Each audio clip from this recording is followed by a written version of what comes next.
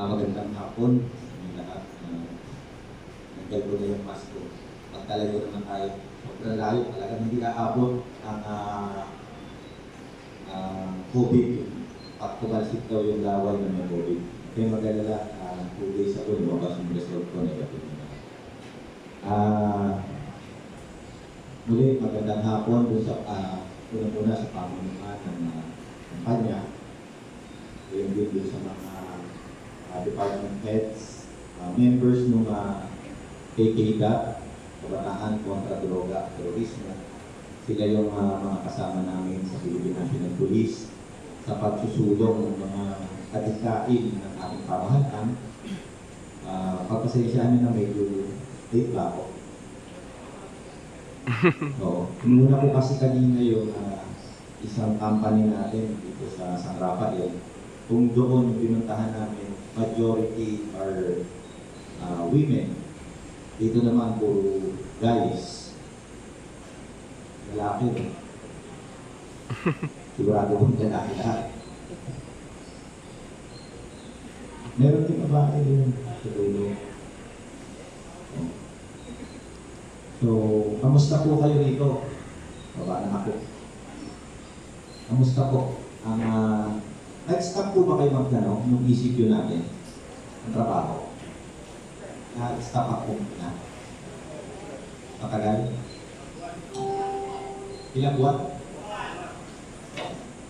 2? So, yung habang 2 buwan, karamihan sigurado naman tayo may hindi kayo nakapasok o may ibang hanap buhay, medyo maswerte. Pagpaumanhin niyo po, ngayon lang kami nakapagpadala ng ayuda namin sa inyo. Inuna po kasi namin sa Philippine National Police. Kami po isa lang sa mga napakarami sa ng gobyerno. Yan pong ayuda na ipinamimigay namin. Hindi po nakita lang nagkaroon po ng pagkakambagan sa Philippine National Police. Yung 1,000 each, bawat isang police po. I-donate po namin ito sa National Treasury natin doon sa Kabangyaman ng Pilipinas para makibalik po sa pagtulong doon sa pag-aaral natin sa COVID. Tapos kami po mga unit commanders, automatic, pinawasan po yung kalakati na buwan na sweldo namin para maibigay din po namin as tulong para maipamahagi po. Alam po natin na marami po talagang tinamaan, hindi lang ng sakit ng COVID, kung hindi yung epekto po nito sa ating kabuhayan. Sabi ko po dun sa ating aming kapulisan dito sa lalawigan ng Bulacan, kapag tayo dito sa Bulacan PNP, kumakain tayo ng 3 beses isang araw, we are good to go. Okay na tayo. Pag sumobra, ipamigay muna natin. Sa normal na panahon, mag-ipon tayo. Pero kakaiba itong panahon na to, may pandemic, hindi lang sa law enforcement o sa pagpapatupad ng batas, kailangan tayo ng ating mga kababayan. Ito, obligasyon natin hindi lang para sa bayan, kung hindi, obligasyon natin sa ating kapwa-tao. Tulungan muna natin sila. Sobrang kulang, sobrang bigas. Nagkaroon kami ng project, yung spearheaded by our regional director, Police Brigadier General Roger Sermonia, yung rektang bayanihan. So, nag-ipon kami kung ano pwede ipunin pagkain. Ngayon may mga nagbigay ng konting pera. Ibinili po namin iyon ng bigas, delata, kung ano yung pwede namin may tulong, alcohol, yung face mask, ibinigay po namin sa ating mga kababayan, lalo na yung mga nawalan ng trabaho. Kung hindi po namin kayo nakabot agad, pagpaumanhin niyo po kasi ang inuna po talaga namin yung ating mga kababayan na nasa sinasabi ngayon, laylaya ng lipunan. Sino po ang taga-Bulacan dito? Meron po ba? O Obando? Wala po. So, masasabi ko po, kahit paano po, maswerte pa rin tayo. Unang-una, hindi po tayo nagkasakit. Walang nagkaamdaman sa atin, lalong-lalo na yung COVID. Pangalawa po, itong tinutuntungan natin, solid na lupa. yung po pinuntahan namin doon sa Orlando at sa Bulangan-Bulangan. Mga maliliit po siyang isla, hindi ko makatawag ng isla kasi mas malaki pa po itong covered place natin. Napakakitid po, kapirasong lupa, tinayuan ng mga bahay, mayroong 100 pamilya, 16 pamilya. Iba-ibang maliliit na isla po, wala silang kuryente. Minsan may signal, minsan wala ng cellphone. Pero mas madalas wala. At ang pinakamahirap pa po nun, wala silang pinagkukunan ng tubig na pang-inom, yung fresh water po. Kailangan nilang bangka, 30 pesos ang kaya para lang makakuha ng tubig na pang-inom doon sa mismo mainland na Bulacan o Lubando. Ngayon, kung walang pambayad, nagsasagwal sila na 2 oras. So, kung hindi pa po kayo nakarating doon, meron po tayong mga kababayan na gano'n ang hirap sa buhay. Nakakaawa po talaga. Lalo yung mga bata na hindi nag-aaral yung iba, kung meron po nakapag-aral, sumasakay doon sa mga magulang na babangka, pupunta sila doon sa malaking isla ng barangay Kaligtip. Doon, naririnig nyo, lalo yung mga taga-Bulacan. So, yung mga natanong ko ba, hindi alam po ano ice cream. Kasi wala nang kuryente. Bago makarating po nagtitinda ng ice cream po na una. At ang malaking problema, ako may bibili. So, yun po ang mga una nating pinadala ng ayuda galing po sa iba't ibang individual, hindi kami po sila nagpakilala. May mga kumpanya po na nagpadala sa amin tulong ng tigas, delata, galing po sa Kapitolyo kay Governor Fernando. Pinag-iwa-hiwalay po namin, nirepack po namin ng ganyan para lahat po makinabang. Kapag nagkaroon pa po uli kami, babalikan po namin kayo. Alam ko naman po, hindi pa po kayo totally naka-recover. Kasi kung 2 buwan, sigurado po mayroong mga nangutang. Sino po ang walang utang ngayon? Sino po ang may utang pala? Habang nag-iikot po ako ng time ng COVID, sabi ko po sa mga tao, tingnan mo, ang pinakamahabang pila ng mga tindahan, butika, at saka yung pawn shop, marami nagsasanda. Tapos marami rin yung mga money padala, padala ng mga kamag-anak. So, yung mga tulong po ng ating pamahalaan ng gobyerno, ibinigay po, subalit marami po hindi agad nabigyan o hindi pa man din makatanggap talaga.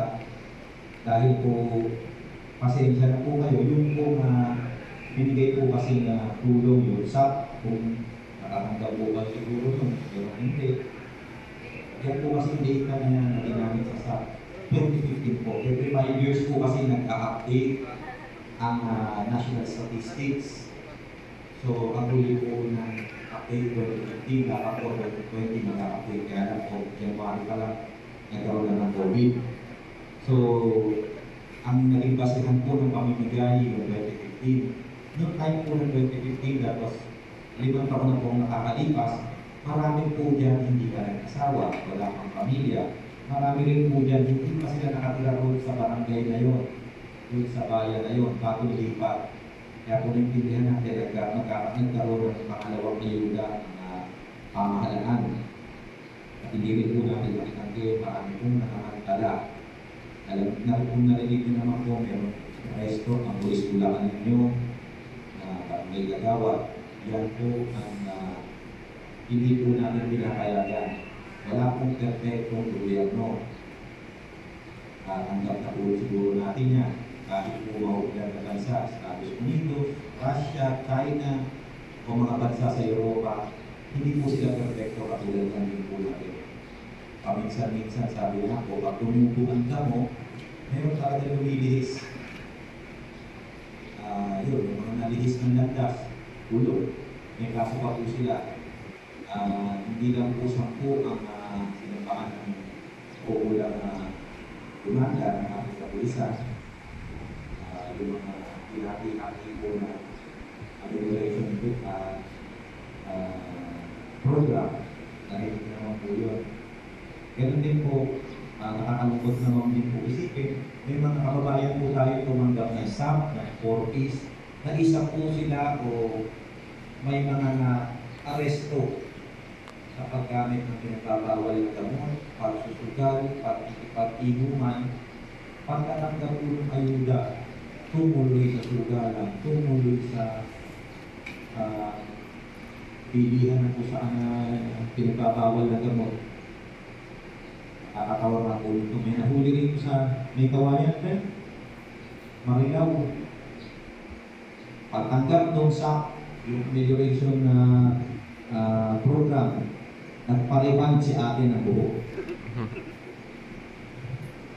So, doon po natin nakita na Si Santi. maraming pera po ang pamahalaan, subalit hindi Si Roy. nakakita sa iba. Pangulay ng buo. Talaga mamumonitor ang ating national government yan. Inaasahan din po natin ang tulong ng ating mga barangay officials. Subalit kung magloloko nga po, mapupunta po sa hindi tama yung ibinigay na salapi ng ating gobyerno. Pero hindi po natin ito-tolerate yun. Sabi ko nga sa mga pulis natin, pag may narinig tayong reklamo, tulungan natin yung complainant. Let's give justice, justisya. Kawawa yung mga dapat nakatanggap at yung mga tumanggap na hinati. Kung meron po sa inyo, lumapit lang po kayo sa kapulisan. Open po ang opisina ni Lieutenant Colonel Pagaduan, siya ang FMU dito sa Kawayan. Ganun din po ang opisina ko sa Alejo Santos, sa Malolos po.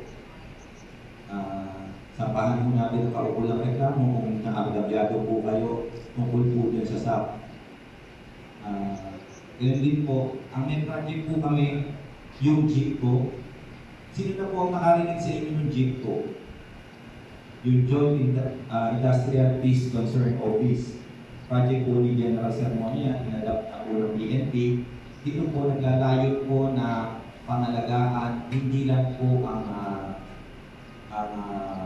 nagmamay-ari ng kumpanya. Mas lalo po ang trabahador, ang manggagawa. Dahil po kayong manggagawa, bawat isa po sa inyo, dugo at pawis po, yan po ang bumubuhay sa ating bansa. Hindi po natin pwedeng itanggi yan. Pag wala pong manggagawa, hindi po tatakbo ang isang bansa. Subalit, kung matitigil po ang mga manggagawa sa kanilang mga trabaho, masyadong mabigat po. Pagtigil ng ekonomiya, halos titigil po ang lahat. Kaya po, pinapangalagaan po namin kayo, kaya po kami nagkaroon ng JIPCO. Ang trabaho po na PNP tungkol dyan, hindi po para ibawal ang union. I-clear ko lang po sa inyo.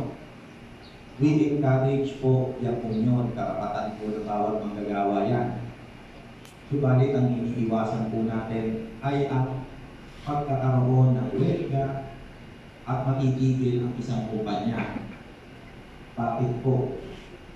Kasi lahat naman po nagdadaan sa usapan. Kung hindi po halimbawa kayo ng 10 piso, ang sabi po ng kumpanya, 5 piso lang.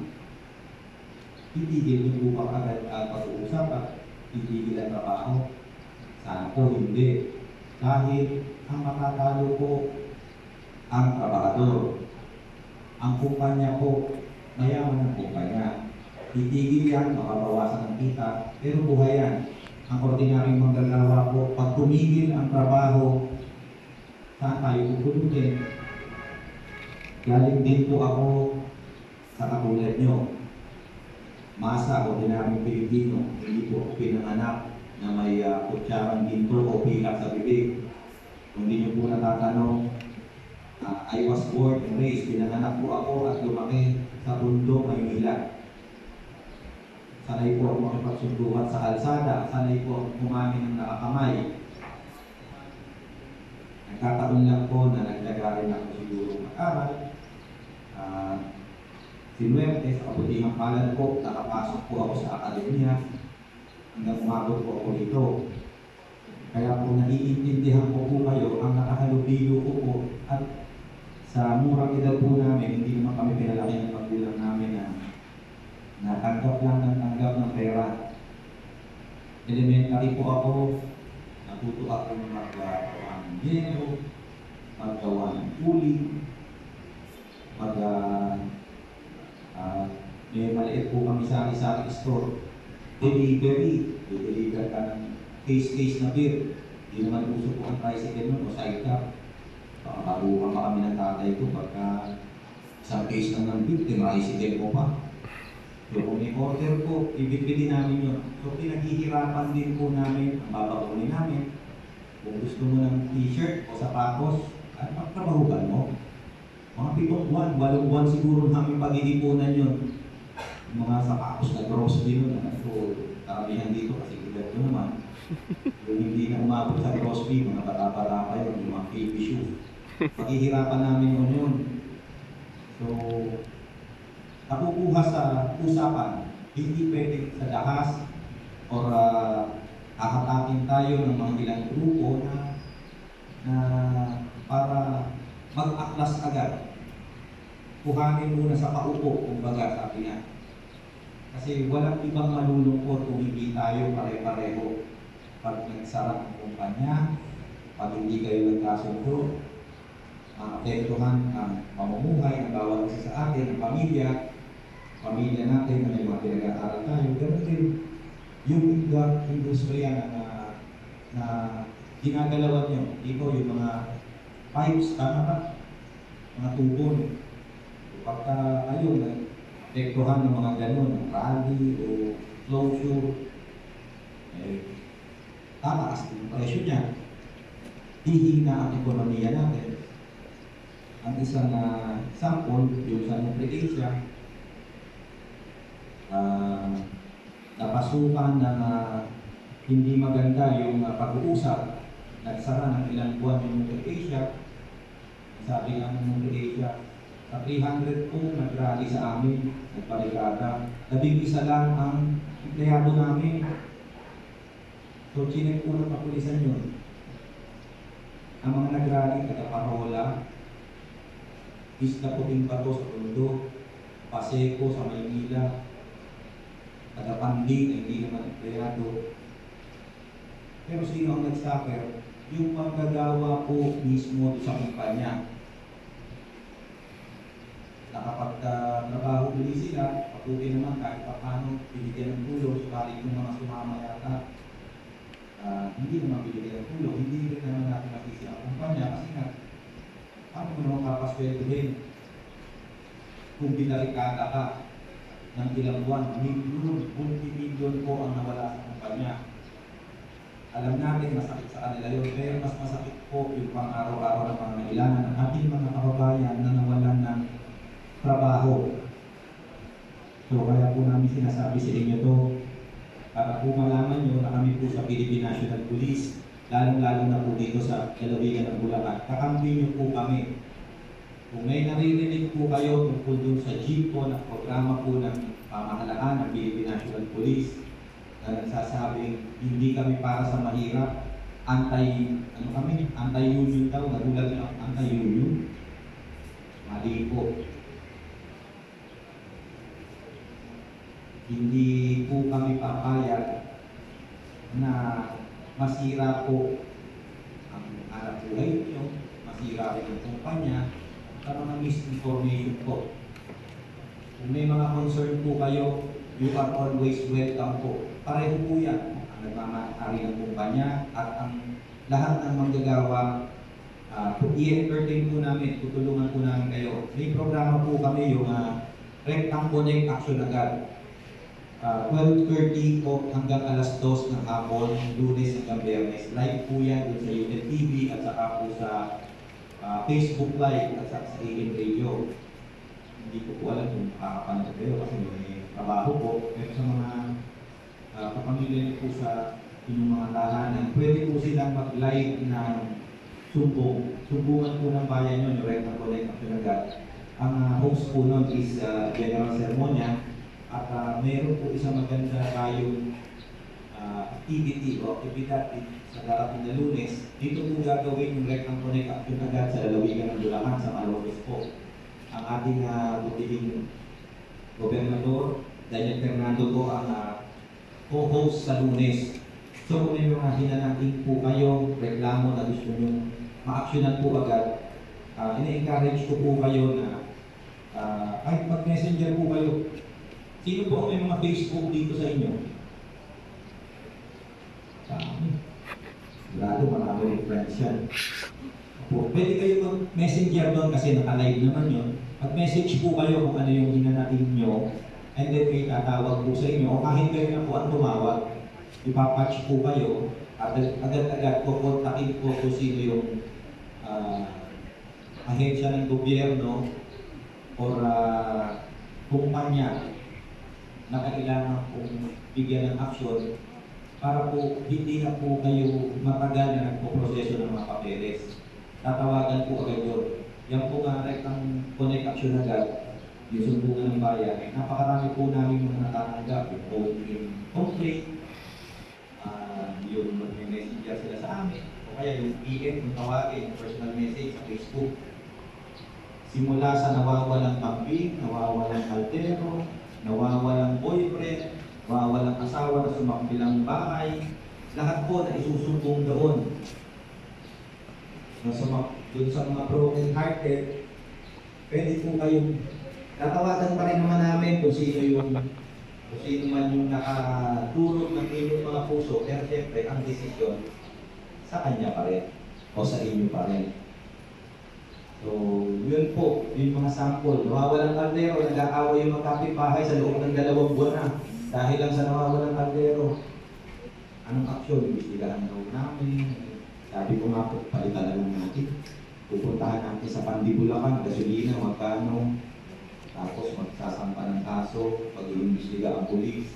Sasampa po kami ng kaso. Pupunta sila pareho sa korte. Pareho daw walang pamasahe. Kukuha pa sila tayo ng abogado. Napakalaking gastos po. Bumili na lang ang pulis ng langgana ng tubig, binigay na po, okay na.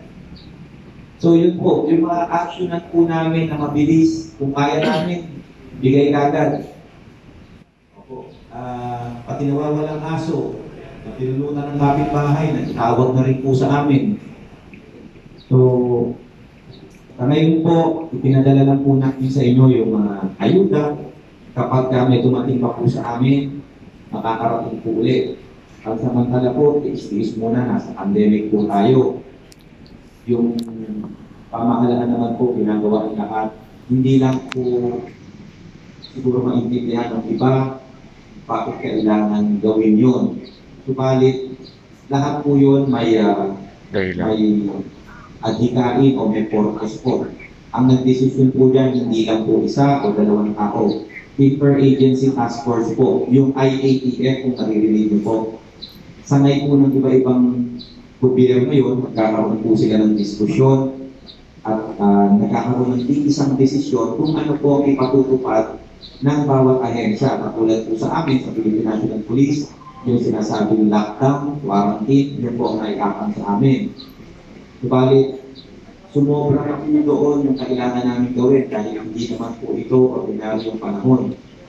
So kung medyo naabala po kayo, talaga namang minsan nakakainit na sa bahay, pagpasensyahan niyo po yun para po sa atin yun. Yung hindi po kayo nakapasok, ginawain nyo na lang din po na kung kayo po nakapasok nun, hindi po natin napigilan ito, baka mas marami pa po positive case sa atin. Katulad po ng nangyari ngayon sa Estados Unidos, sa bansa sa Europa, kung mamatayan po sila 7,000 sa isang araw po. Hindi po kakayanin ng Pilipino yun. Baka maubos po tayo sa ilang linggo lang. First world country po, mauunlad na bansa, hindi po natin kayang tapatan. Mataas, hindi po tayo kasing taas nila ng rate sa positive na COVID. Ang COVID po kasi, yung sa mga hindi pa po yung gano'ng nare-realize, kakaiba po siyang sakit. Nakita ko po yung process niyo po kanina pagpasok, yung inyong pong security officer dito, pinakita niya sa akin, maganda po yung pagpasok process nyo ng pagdidisinfect nyo. May mga napasyalan po kami, hindi ganyan. So, pinaliwanag po namin. Kung iisipin nyo, bakit napaka-active? Ang daming mag-iugas.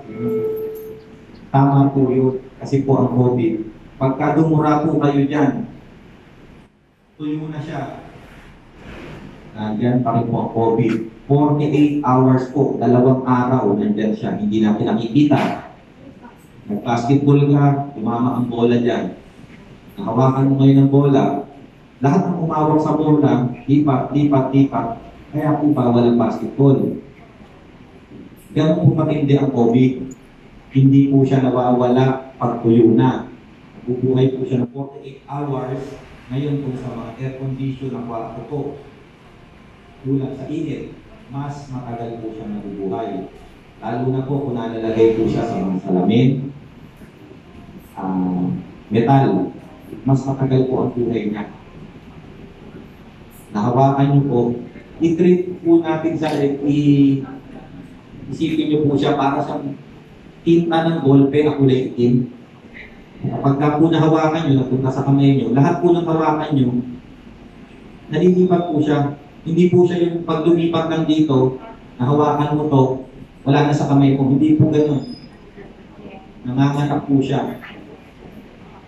So, kahit po wala na yung tao may COVID doon, pero nandun pa yung plastic na laway niya, o sipon niya, andun pa rin yan 48 hours po. Anong makakapatay sa kanya? Detergent, sabon, kaya yung paghuhugas ng kamay. Alcohol, 70% ang alcohol content. Yung mga alcohol po na mababa sa 70, hindi po niya kaya patayin yun. May nagtanong po sa akin, pero pag inom po ba ng gin, di ba alcohol yun? Makakamatay po ba? Hindi po. Kasi po yung gin, pumupunta po yan sa tiyan. Pagka hindi po marunong uminom, pumupunta sa ulo, aaway. Ang COVID po, hindi sa tiyan pumupunta. Kung ang COVID po mapupunta sa tiyan, patay po siya. Kasi marami pong asido ang tiyan natin na hindi magsusurvive ang COVID virus. Pero po, pumupunta po siya sa baga, sa lungs po. Gumagawa po siya ron, i-incubate po, nanganganak siya doon. Doon siya namamahay. Hanggang dumating po yung panahon, yung 12 to 14 days incubation period, ibablock na po na yung baga ng infected. Nagkakaroon po ng parang gelatin. Ano po yung gulaman? Nagkakaroon ng parang gel o gulaman doon sa baga. Kaya pala tinutubuhan. Tinutubuhan, sinasaksyon. Pinatake sa puso. Yung pagtatake sa puso po, in relation na lang po yun, secondary po sa COVID. Ang sanhi po nun yung COVID. Kaya po inatake, hindi na po makahinga. Nagpakampo yung puso, kulang na sa hangin. Sabi nga po ng isang nakasupply na nakausap ko, para maintindihan nyo po kung gano'ng kahirap na magkaroon ng COVID, isubsob nyo ang mukha nyo sa unan, saka kayo huminga, idiin nyo yung mukha nyo sa unan, saka kayo huminga. Ganun po. Hindi kayo makahinga. At pag pumasok ang hangin sa baga, sa dibdib, napakasakit daw po. Parang hinihiwa ng blade yung baga niya. Hindi naman pwedeng hindi siya huminga. Tapos ang ginastos po niya, may kaya naman siya, Makati Medical, 1.9 million sa loob ng 14 days po. USD at saka close 2.2 million po yata ang gagastosin nyo. Wala pong assurance yun, walang asiguraduhan na mabubuhay. Pag namatay, another 30,000 po para sa pag-cremate. Ang pinakamasakit po, hindi man lang sila makikita ng pamilya nila, hindi man lang masisilip. Wala nang burol, wala nang lamay. Mga kaibigan, hindi na makakapag-co-eats, hindi na makakapagsaklat. Wala, kaya diretso man, tutulugin ka. Ganun po katindi ang COVID. So, meron naman pong mga ospital ang ating gobyerno na libre. Pero wag na po natin pangaraping mga libre. Kasi wala pong assurance kahit na libre kung mabubuhay pag tinamaan ng COVID. Yung iba po na nasisita namin walang mga mask. Ang katwiran po nila, malakas naman daw po ang katawan nila. Mali pong katwiran yun. Sinasabi ko po sa kanila, unang-una, mas malakas pa ba ang katawan nyo doon sa mga NBA player na tulad na Kevin Durant na tinamaan ng COVID. Multi-million dollar athlete po yung mga yan, kinakain yan steak at prutas. Tayo po Pilipino, kumakain tayo sa Pinas. So, mas malakas po katawan nila sa atin, tinamaan sila. Pangalawa po, kung hindi man kayo symptomatic, sabihin, hindi kayo nilagnat, pinupo, sinipon, hindi po yan ibig sabihin na okay lang yun. Tandaan niyo po, meron kayong kapamilya, kaibigan na nakapaligid sa inyo. Kahit wala po kayong simptomas at meron po kayong COVID, kailangan po kayong gamutin, kailangan po kayong i-quarantine. Dahil yung mga mahal po natin sa buhay, baka hindi sila symptomatic, tamaan sila. Lalo-lalo na po yung may mga dati na health problem, yung dati na may sakit sa puso, diabetes, o kung ano mang sakit, mas madali po silang naibubuo ng COVID. Lalo yung mga matatanda at sobrang bata, kaya po may yung programa po natin na bawal ang 59 years old pataas at 21 years old pababa. Nasabi nung iba, relax ko rin. Hindi po yun. Kaya po natin ginagawa yun para mabawasan po yung mga tatamaan at mas malaki po ang tsansa. Kung tamaan man, mas malaki ang tsansa na makasurvive, na mabuhay kasi malakas ang katawan. So, yung face mask po, palagi namin inuulit-ulit sa inyo, i-maintain po natin yan. Sa una lang po talaga mahirap. Naranasan po namin yan, intindihan namin.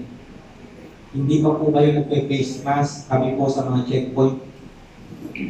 Marso, unang linggo po ng Marso. Face mask na po kami. Mahirap talagang huminga.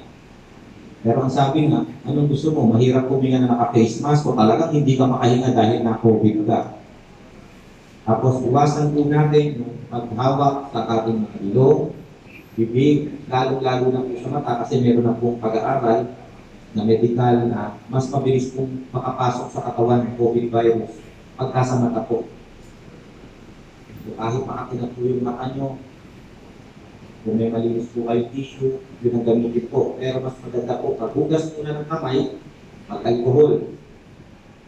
At baka po yung iba sa inyo, hindi pa po naligo. May sabi nga po, palagi raw po nag-aanong sa DOH, maghugas palagi ng kamay. Bakit daw hindi pa raw nag-aanong sa pwede ng maligo? O pwede po maligo. Yung mga pilosopo po, DOH naman, puro paghuhugas lang ng kamay. Sana pwede rin maligo. So yun po. Pag naghugas po tayo ng kamay, hindi na po pwede yung dating ginagawa natin, lalo pag yung mga kung tawagin yung boodle pipe, yung salo-salo, tubig lang, okay. Boodle pipe. Kailangan po sabunin ng kamay. Pag sinabon po, talagang isipin nyo po, may tinta sa kamay nyo na kailangan yung alisin. Ganun po. Tapos yung face mask po, marami po akong sinasabihan, yung face mask po, ilalagay sa bulsa. Huwag po yung gagawin yun, dahil ang bulsa po natin narumi ang loob. Bakit po? Ano pong nilalagay nyo dyan? Pera. Ang pera po, marumi. Kung sino-sino tao ang humawak, kahit sa palengke, sa pampasahero, sasakyan, o kung saan man yan. Tapos gahalo nyo po yung face mask nyo.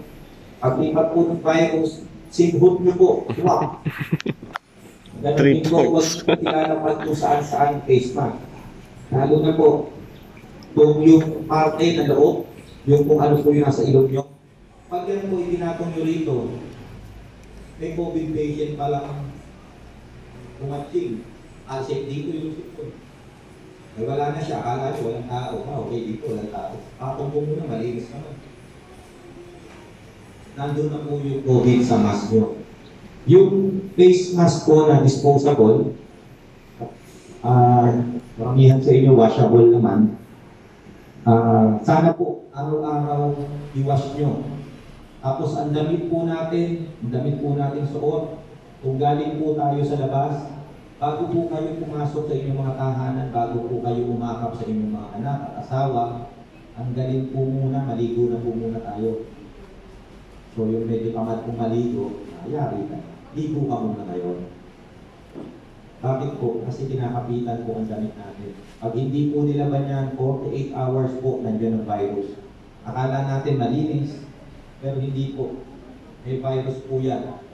Galing po tayo sa labas. May isang pong kumpanya, hindi ko na lang po sasabihin kung anong kumpanya. Nasa loob po sila ng pabrika, mula po nung nagkaroon ng COVID. Hindi po sila lumabas, hindi sila umuwi ng bahay. Ngayon po, bago pabalikin sa trabaho, nag-test po sila. Nag-test na ba kayo? Bago kayo pabalikin? Kasi kailangan mag-test din kayo. Kasi magkaalugilo na naman kayo. Pero pag nagtatrabaho kayo ngayon, naka-face mask kayo. Oo, tama yan. Mahirap lang sa una. Pag nasanay kayo, okay na rin. Sabi nga sa panahon ngayon, pantay-pantay daw, maganda, pangit, gwapo, pangit. Pantay-pantay kasi baka na lang nakikita.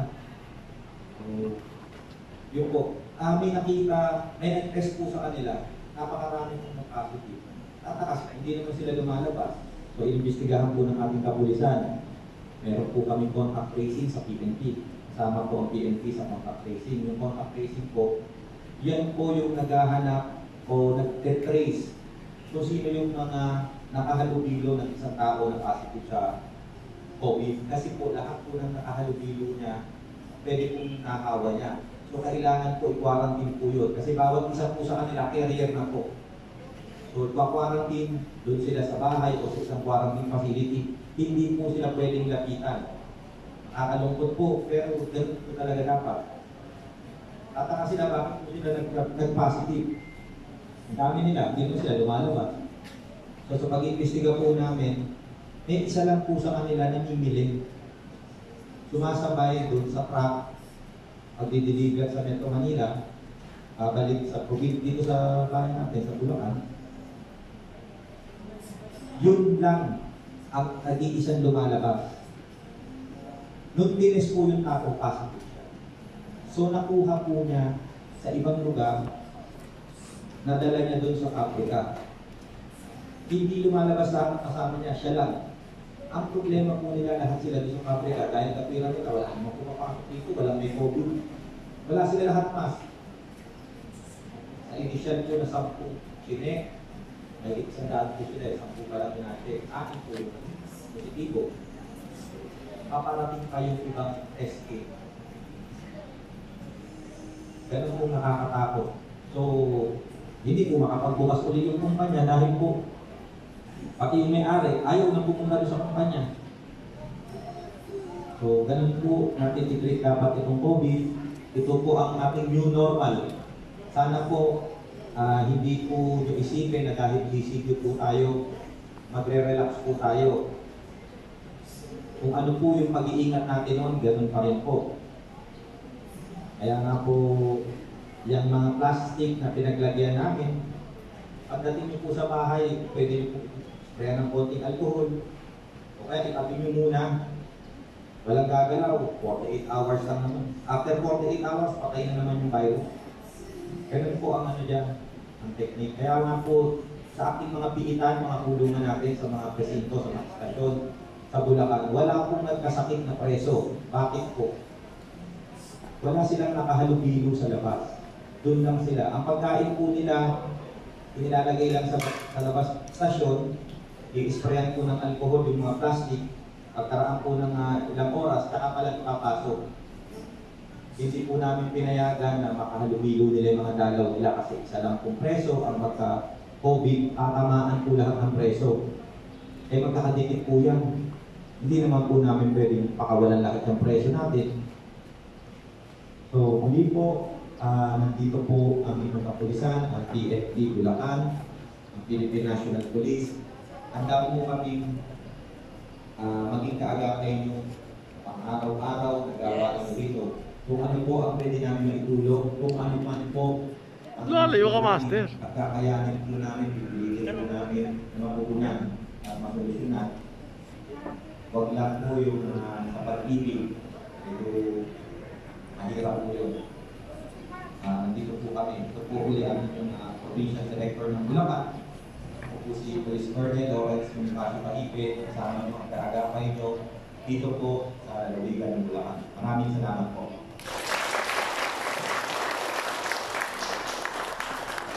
Maraming salamat, sir, para sa isang makabuluhang mensahe. Ikinagagalangin po natin makasama sa aktibidad na ito ang ating Chief of Police ng Maykawayan Police Lieutenant Colonel Bernard D. Pagaluan at ang ating SK President Mervin Verboso at ang mga PKDAT members.